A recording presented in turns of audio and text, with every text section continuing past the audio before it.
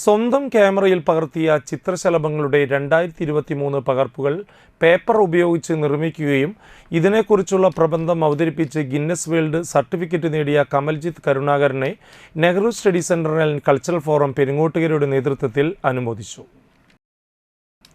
Nehru study centre cultural forum chairman Ando Thorayan അധ്യക്ഷത വഹിച്ച അനുമോദന സദസ്സ് Manappuram Sameeksha vice president MP Sajeev ഉദ്ഘാടനം നടത്തി.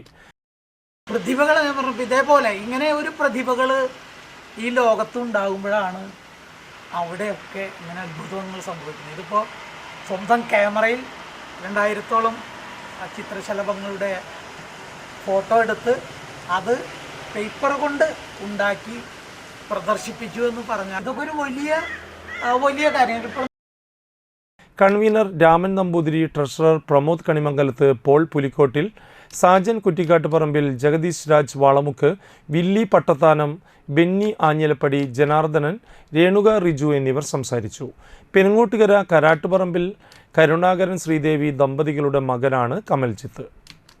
2023 എണ്ണം ബട്ടർഫ്ലൈസിൻ്റെ പേപ്പർ റിപ്ലിക്ക ഉണ്ടാക്കി പ്രബന്ധം അവതരിപ്പിച്ചിട്ട് നമ്മൾ അത് ഗിന്നസ് വേൾഡ് റെക്കോർഡ് ലണ്ടനിൽ നിന്ന് ഇന്ത്യയിലേക്ക് കൊണ്ടുവന്നത്.